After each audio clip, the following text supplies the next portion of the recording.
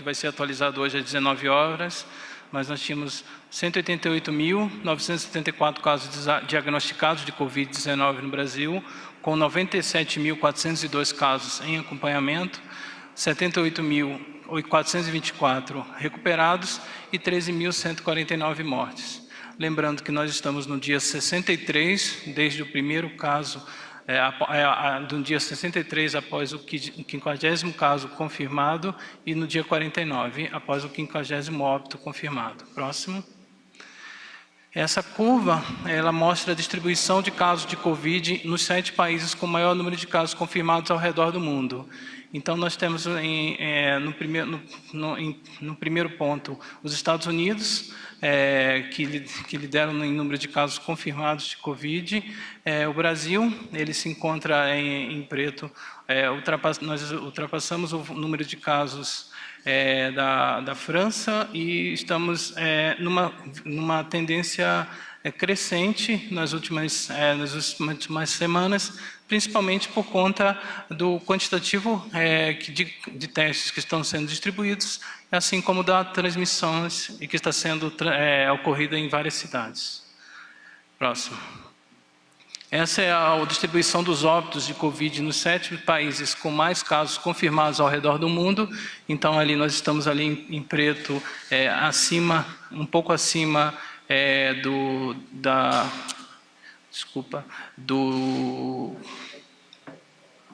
nós estamos também numa vertical, numa ascendência em número de óbitos confirmados, mostrando que a situação epidemiológica é de alerta em todo o Brasil. Próximo. Esse é um mapa com a distribuição de casos de óbitos de Covid por município de residência. Nós já temos 2.998 municípios com casos confirmados no Brasil, percentual de 53,8%, e 1.087 municípios com óbitos confirmados por Covid, que dá 19,5% dos municípios brasileiros que já identificaram óbitos por Covid. Próximo.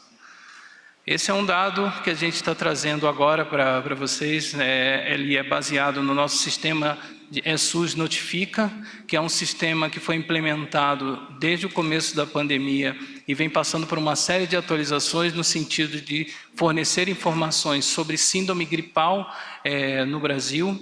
Esse sistema ele está difundido em todas as unidades da federação, exceto Paraná e Espírito Santo, que têm sistemas próprios e que estão sendo integrados, que serão integrados nos próximos dias, compondo essa grande base nacional de dados. Mas nós já conseguimos ter informações bastante relevantes e significativas por meio desse sistema. Então, em relação aos profissionais de saúde, que é uma grande demanda, uma grande dúvida que surge, esse sistema conseguiu captar até o momento 199.768 profissionais de saúde com suspeita de Covid, com quadros de síndrome gripal, a maioria deles leves, e que foram notificados nesse sistema. Desses, 31.790 casos, ou seja, 15,9% do total de profissionais de saúde notificados, eles foram confirmados por Covid. Mais 53.667 foram descartados, ou seja, eram casos de síndrome gripal, com a mesma sintomatologia, mas em que não houve a confirmação laboratorial do Covid, e outros 114.301 casos seguem em investigação. E na tabela a gente pode observar que a principal categoria profissional notificada são os técnicos auxiliares de enfermagem, seguido dos enfermeiros, médicos, recepcionistas e outros tipos de agentes de saúde, agentes comunitários de saúde, entre outros. Lembrando que esses são dados preliminares, mas a gente fez questão de trazer para que seja publicizada, que realmente o trabalho que tem sido feito pelos profissionais de saúde no enfrentamento ao coronavírus tem nos preocupado bastante, principalmente devido ao número de afastamentos, porque independente de casos confirmados ou não de Covid, todo profissional de saúde que apresentar sintomas, ele precisa ser afastado do trabalho naquele período, justamente para se observar, para se prevenir a transmissão intra-hospitalar. E fica aqui a minha saudação a todos os profissionais de saúde que têm enfrentado diuturnamente essa pandemia. Próximo. Aqui é uma distribuição das mesmas informações por unidade da federação.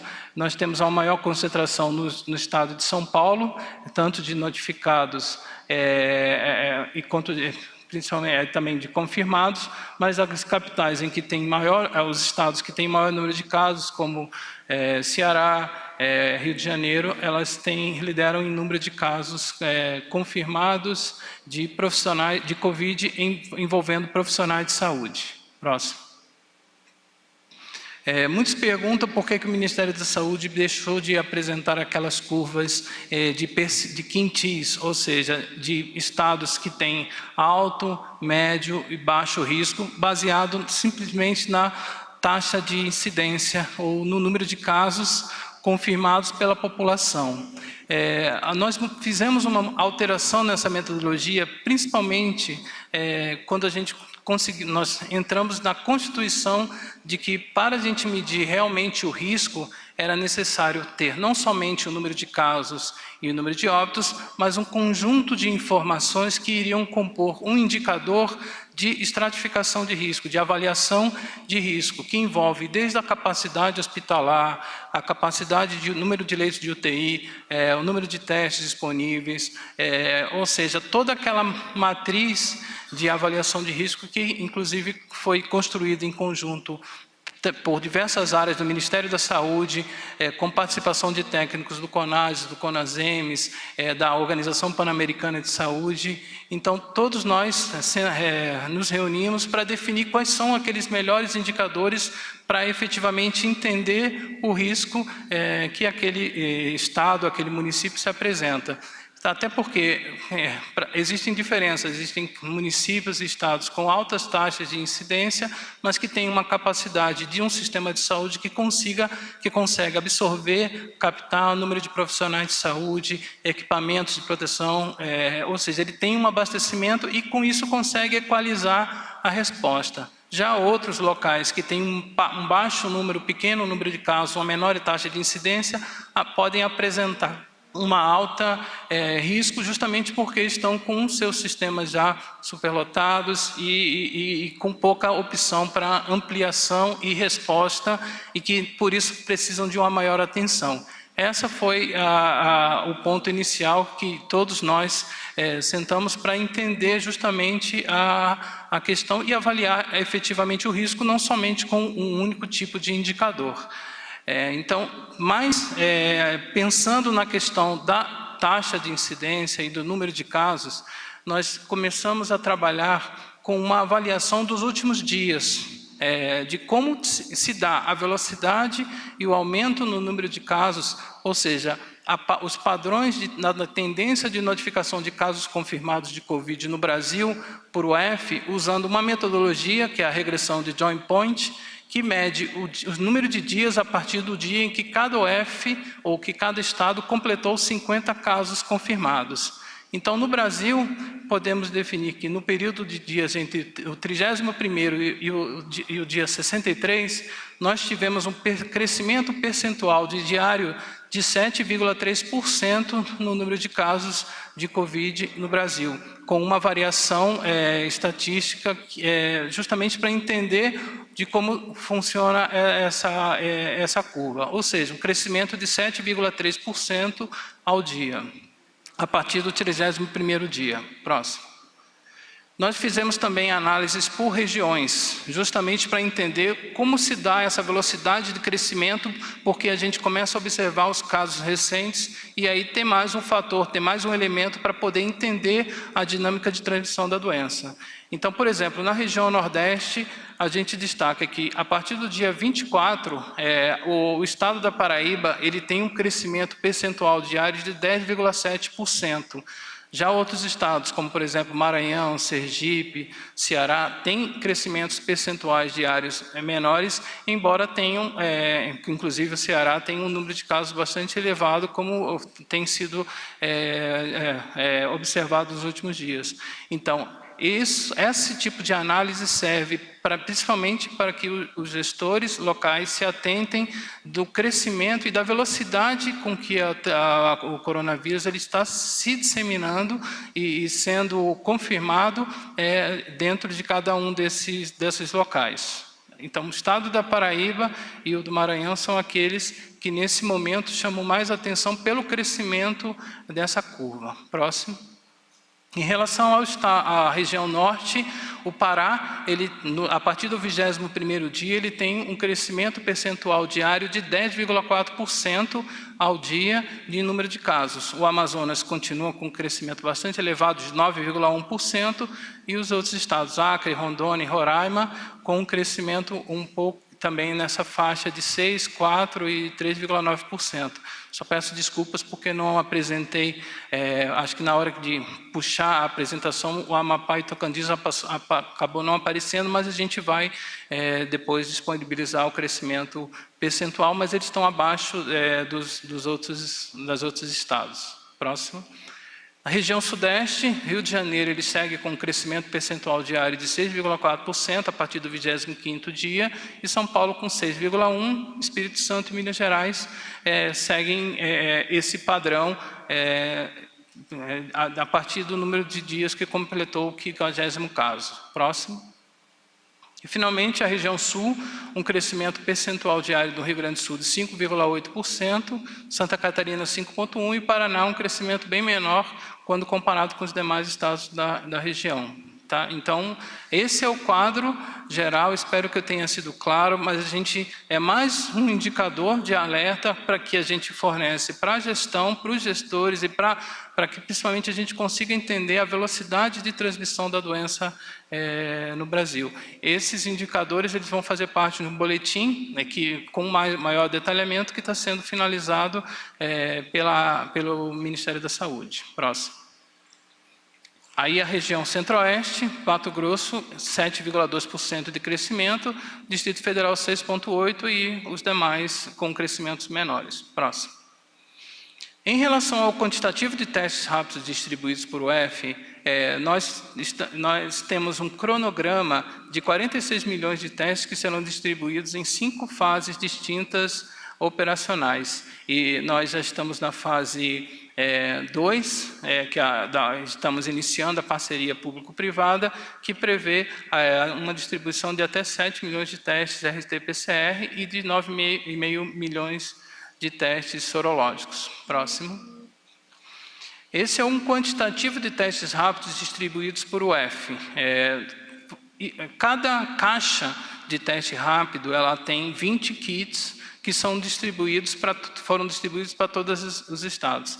Então, nós distribuímos, até o momento, 257.853 caixas com 20 kits cada uma, ou seja, dá o total de 5.157.060 unidades de kits para teste rápido que foram distribuídos para cada um dessa UF.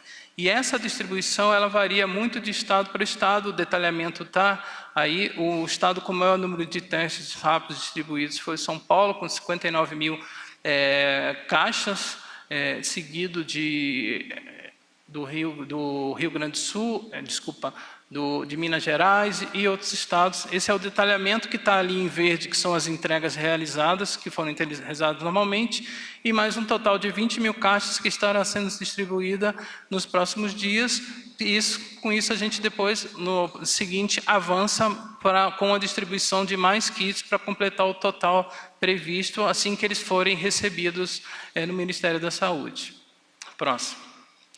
E esse é o quantitativo de testes para a Covid que foram realizados por UF. Lembrando que ontem nós distribuímos um adicional de testes de kits RT-PCR para todos os estados, perfazendo um total de mais de 3 milhões de testes que já foram encaminhados. Muitos deles estão sendo incorporados pelos laboratórios centrais e desses total 372 mil já foram realizados, de um total de 500 mil que estão em processamento, tá certo? Então, foram 500 mil testes em processamento, 372 estão realizados e o restante ou está em processamento ou está aguardando o envio, a finalização do pré-processamento.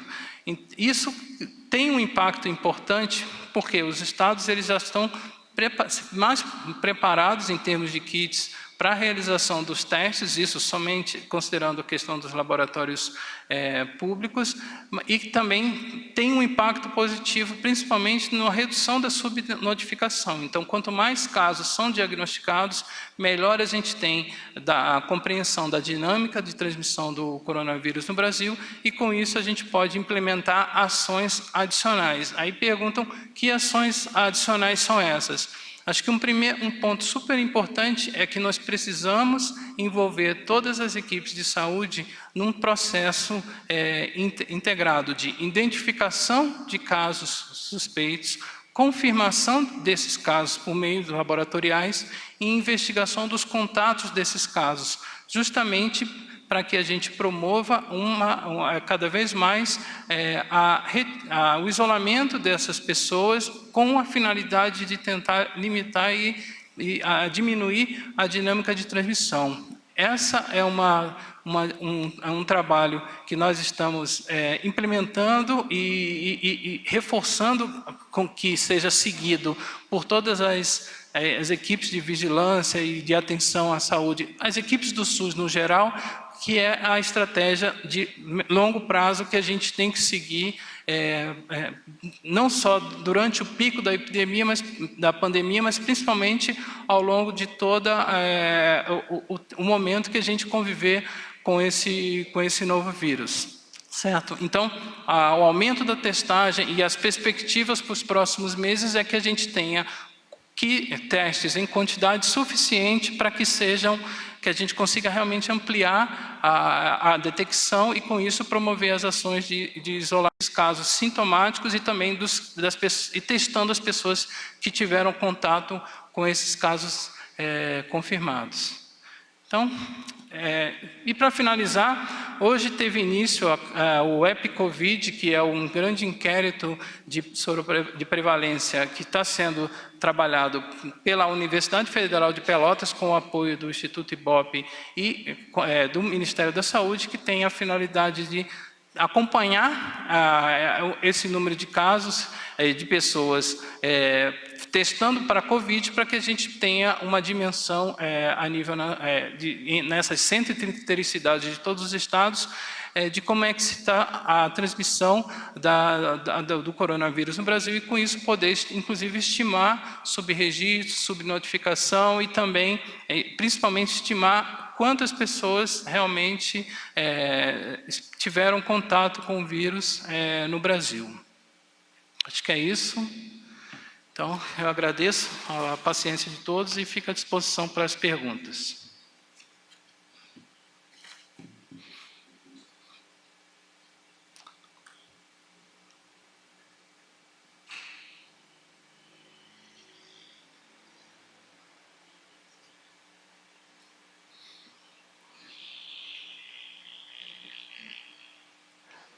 Boa tarde a todos. Hoje, como nós estamos com o secretário substituto Eduardo Macário e o tema é Vigilância em Saúde, nós vamos ficar restritos ao tema de Vigilância em Saúde. Nós temos 2 dias acumulados de perguntas que chegaram previamente no nosso grupo de WhatsApp. Então, nós vamos priorizar essas perguntas, vamos fazer na sequência as perguntas que já chegaram para a gente e, ao final, a gente avalia como que estamos de tempo para demais perguntas. Então, vamos começando com a primeira pergunta, que é sobre casos e óbitos, é do Adriano Justino, da Gazeta do Povo.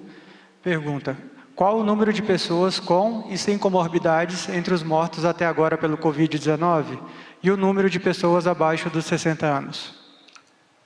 Em termos percentuais, cerca de 65% das pessoas que foram a óbito por coronavírus no Brasil, elas apresentam pelo menos um fator de risco, sendo o principal as cardiopatias, alguns casos de hipertensão, obesidade mórbida, obesidade em geral, entre outros, mas 65% das pessoas apresentam, e 31% delas têm uma idade abaixo de 60 anos. Então, efetivamente, as pessoas com fatores de risco, com doenças crônicas, que elas são aquelas que têm a maior gravidade e que são aquelas o grupo onde ocorre o maior número de óbitos. Pergunta Natália Cancian, Folha de São Paulo. Como anteontem não foi respondido totalmente, reforço. Em boletins epidemiológicos anteriores, o Ministério já apontou diferentes fases da epidemia de Covid no Brasil. Nesse contexto, havia na época 5 estados que estavam na passagem de uma fase de transmissão inicial para aceleração descontrolada, quando há um aumento mais forte na curva de casos. Como é possível definir, então, o cenário atual no país e em diferentes estados? Diante do aumento de mortes, com novos recordes diários de registros, estamos migrando para outra fase da epidemia no país? O que o Ministério pretende fazer diante da situação atual? Como eu falei anteriormente, quando apresentei as projeções de Joint Point, a gente colocar como taxa de incidência a único indicativo de risco, diminuir e colocar somente nesse indicador um quadro que é muito complexo, número de casos, capacidade do sistema de dar resposta, número de profissionais de saúde, unidade de terapia intensiva, leitos vagos, ou seja, é um coeficiente muito complexo, e isso foi constituído nessa matriz, que tem cerca de 20 indicadores que a gente observa e que está em discussão junto ao CONAS e CONASEMES para definir realmente esses critérios de estratificação de risco. E colocar simplesmente a média nacional, nós estamos realmente numa pandemia e muitas vezes o que vale mais é você compreender e identificar a capacidade de resposta do sistema de saúde à frente à situação, e principalmente dos casos novos, de como eles estão sendo captados e tratados efetivamente, justamente para a gente promover esse grau de risco e poder medir essa resposta por parte do sistema de saúde. João Pedro, Band News FM. O Ministério tem um balanço preciso de quantos profissionais de saúde foram afastados, contaminados ou mortos? Além disso, o Ministério sabe dizer quantos testes foram aplicados em profissionais de saúde? Cada estado contabiliza de uma forma diferente. Muitos dizem não fazer balanço sobre os profissionais de saúde afetados. Como se planeja o combate à pandemia se os estados não sabem quantos profissionais de saúde estão infectados / afastados? O que está sendo feito para repor os afastamentos? Já há notícias de hospitais que não podem internar pessoas, pois não há profissionais para operar os equipamentos. Então, todo profissional de saúde que ele apresenta o quadro de síndrome gripal, não estou nem dizendo de Covid, mas que apresente quadro de febre, tosse, dor de garganta, esse profissional ele tem que ser afastado preventivamente e tem que ser feito o teste justamente para se identificar se ele está infectado com o coronavírus ou não. E nesse processo nós identificamos, como eu falei anteriormente, 199 mil profissionais que foram notificados dentro do sistema. Podem ter um pouco mais, mas esse é o número real que nós temos. Em termos de informações hospitalares, é isso que nós estamos trabalhando junto com os estados, para entender, dentro dessa dinâmica de indicadores complexos, é importante não somente termos os equipamentos, mas também termos os profissionais. Então, é fundamental que esse diálogo entre estados, municípios e o nível federal seja feito, até no sentido da gente promover, como está sendo feito agora, por exemplo, em Manaus, com o envio de profissionais de saúde para atuar e reforçar o Estado, justamente para a gente compreender e dar justamente esse reforço na capacidade de resposta dos Estados. Juliana Contaifer, Metrópolis. Ontem o secretário substituto disse que o Ministério está enviando ofícios aos estados para apurar casos confirmados de coronavírus que teriam acontecido antes do primeiro paciente oficial. Já receberam alguma resposta? A previsão de quando teremos esse esclarecimento? Então, nós encaminhamos o ofício, conforme eu falei, nós demos o prazo de 7 dias para que os estados fizessem esse processo de investigação, essa qualificação da investigação, e a gente aguarda. Alguns já entraram em contato, mas a gente espera ter, até a semana que vem, o resultado disso, para que a gente esclareça essas situações e principalmente que possa ter um cuidado maior em relação aos dados.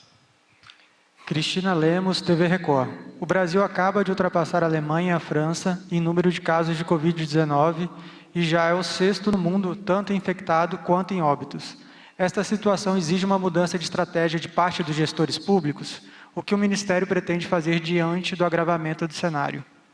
O que nós já temos feito é justamente esse diálogo com os estados e municípios no sentido de estar reforçando as medidas, seja do ponto de vista do aumento na capacidade de testar e principalmente com essa estratégia de testar, identificar, buscar contatos e promover um isolamento desses contactantes justamente para a gente diminuir o número de casos, mas acho que a principal mensagem é que nós estamos ainda num momento de crescimento de casos, né? Não há nenhuma perspectiva nesse momento de estabilização ou até mesmo diminuição. O que nós temos talvez seja a redução da dinâmica de infecção, quando a gente compara, por exemplo, com os Estados Unidos, que teve um crescimento linear muito elevado, mas serve de alerta para que que todos, não só os gestores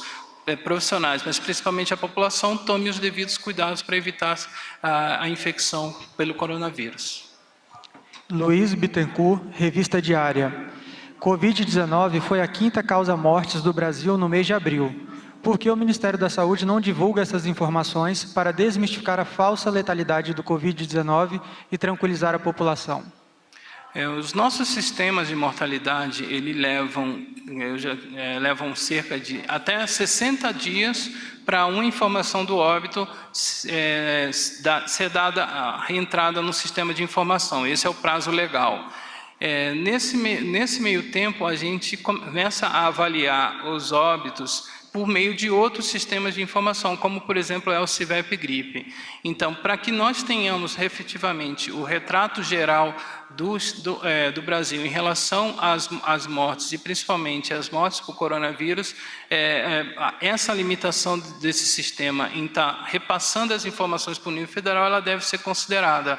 Mas nós estamos acompanhando, semana por semana, a evolução no número de registros, justamente para tentar estimar e trabalhar do ponto de vista estatístico com o excesso de mortalidade, que no momento ele ainda não a gente considera que o número de mortes por coronavírus é bastante significativo, no entanto, de como ele se comporta em relação às taxas de mortalidade, tirando algumas regiões e alguns locais específicos em que isso tem se feito numa velocidade maior, ele se mantém ainda dentro de um patamar que a gente não consegue definir excesso de mortalidade por meio do sistema de informação de mortalidade, somente por meio do sistema de vigilância da gripe, CIVEP-GRIPE, por conta da sua especificidade, tanto de casos hospitalizados, mas principalmente daqueles hospitalizados que evoluíram para óbito.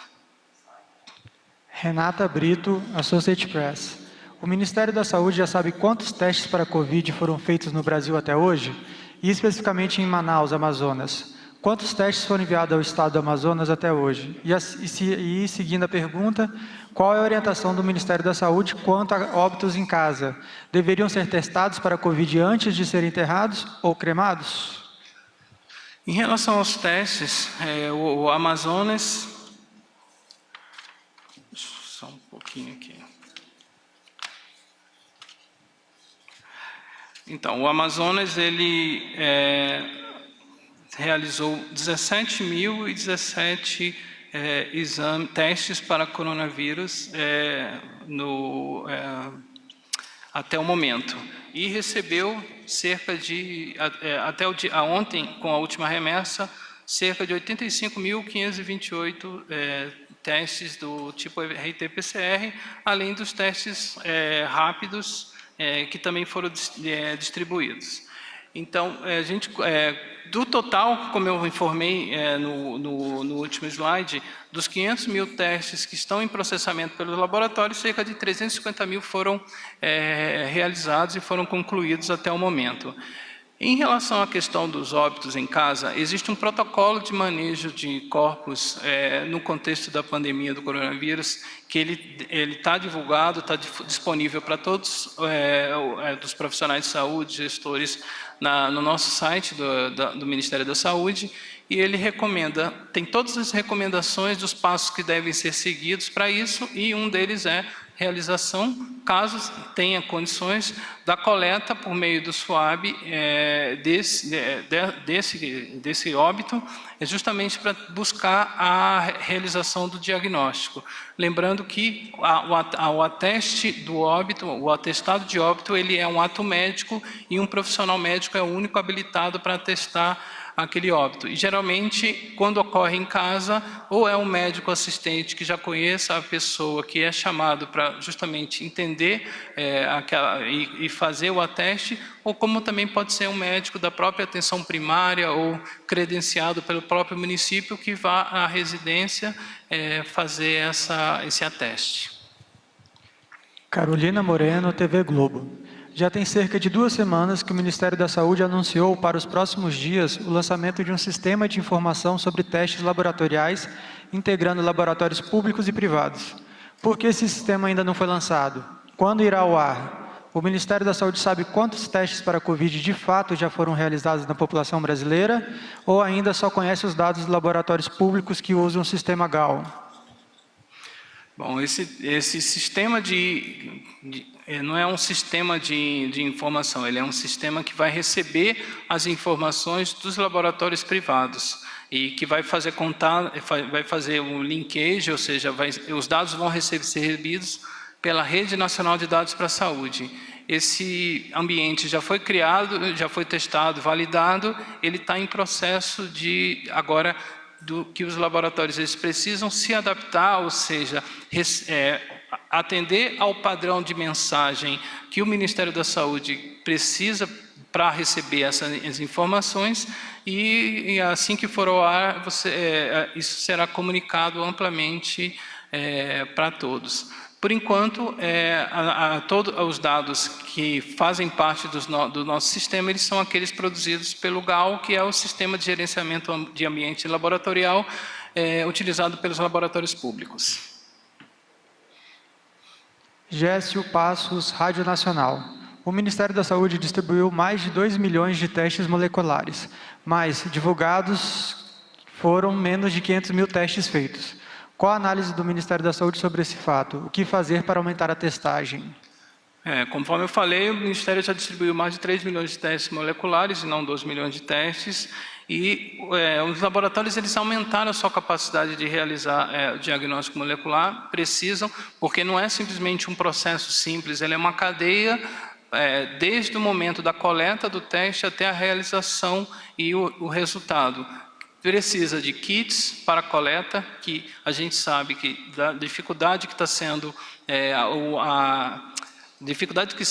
a aquisição desses kits por parte dos estados e municípios, por isso que o Ministério da Saúde, pela primeira vez, está trabalhando no sentido de uma aquisição emergencial e distribuição desses kits, que são compostos por um SWAB, 2 ou 3 SWABs para coleta de amostras narofaringe e orofaringe, de um tubo para ser acondicionado e um meio de transporte. Então, precisa ter esse material, e esse material é feito manualmente. O meio de transporte ele é feito por um profissional de saúde que vai colocando o meio de cultura de transporte justamente para que a gente consiga que a amostra coletada ela chegue no laboratório de forma adequada. Então, tem que ter o coletador, tem que ter o kit de coleta, o laboratório tem que ter a pessoa para receber essa informação, esse dado, tem que fazer uma extração antes de realizar propriamente o exame, e esse processo leva tempo, é um trabalho bastante intensivo por parte dos laboratórios centrais, que estão tendo que se adaptar a essa realidade. O volume de amostras que tem chegado e que vão chegar e que cada vez mais estão chegando, eles vão ser bastante... talvez nunca tivesse sido forçado tanto o nosso sistema de laboratório em dar uma resposta adequada.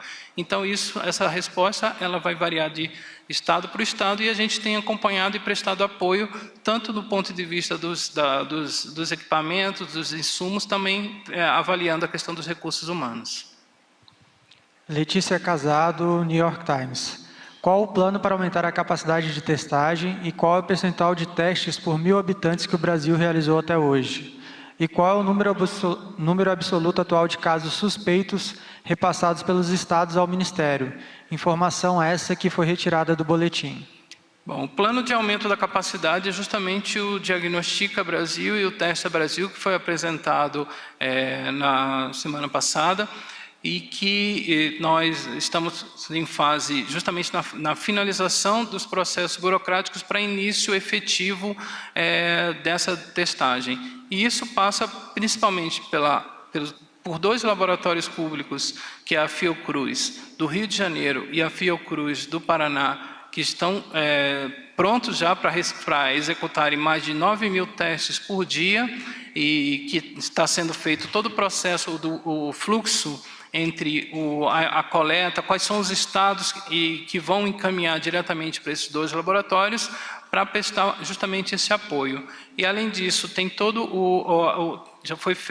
foram feitas 2 chamamentos públicos numa parceria público-privada. O primeiro, os laboratórios já receberam os equipamentos em regime de comodato e estão no processo de adaptação do ambiente e também de trâmites finais, treinamento, capacitação, avaliação, testagem desses equipamentos. E a tendência é que esse laboratório ele consiga iniciar agora na segunda quinzena de maio, aumentando bastante a capacidade de processamento de amostras no Brasil. E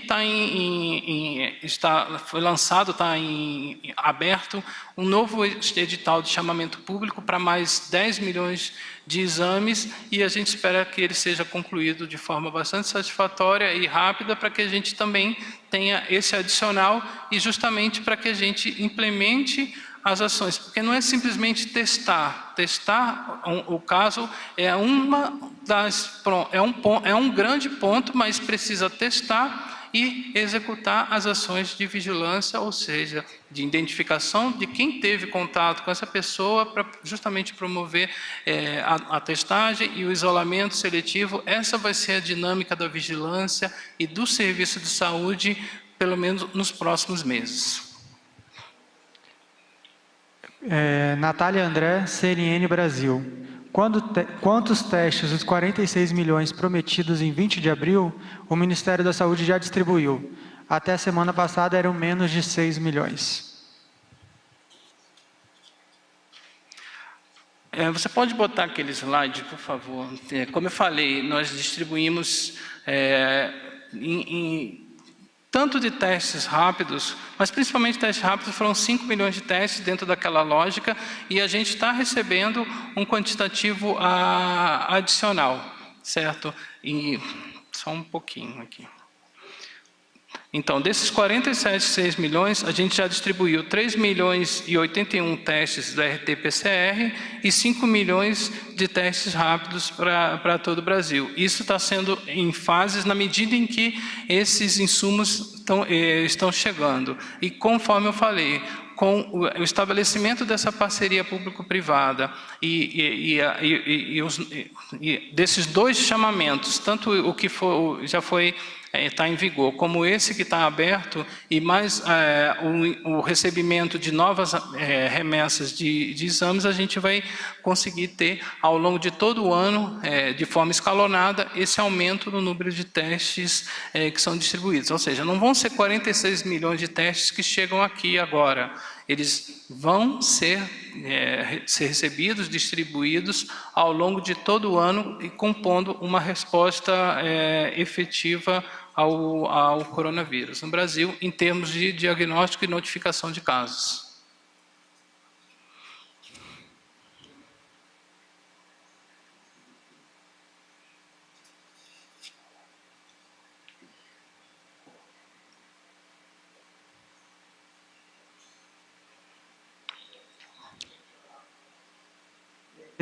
Beatriz Jucá é o país. Quantos testes foram realizados até agora e quantos estão em análise nos laboratórios? Também gostaria do cronograma de entrega dos 46 milhões de testes previstos. O Ministério da Saúde já tem previsão de quando irá incorporar os dados de laboratórios privados nos seus dados? Eu acho que eu já coloquei isso. O cronograma ele está disponível, a gente repassa via assessoria de comunicação em mais detalhes para que vocês possam fazer justamente o acompanhamento do recebimento junto aos estados. E conforme eu coloquei também a questão da incorporação dos laboratórios privados, ele já está pronto e está faltando somente detalhes técnicos para que a gente consiga receber isso na base nacional.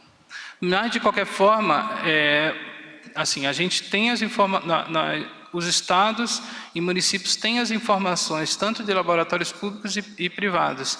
E todos os casos confirmados de coronavírus no Brasil, que são informados todo dia pelo Ministério da Saúde às 19 horas, levam em consideração todos esses resultados positivos que já estão disseminados na rede. Tá? Então, a gente vai ter um adicional de informações, mas as informações elas já estão sendo consumidas pelos estados e principalmente pelos municípios para fazer o quadro geral. Essa era a última pergunta que tinha sido enviada previamente para nosso grupo, devido ao horário já avançado. Está encerrada a coletiva. Obrigado, secretário. Boa noite.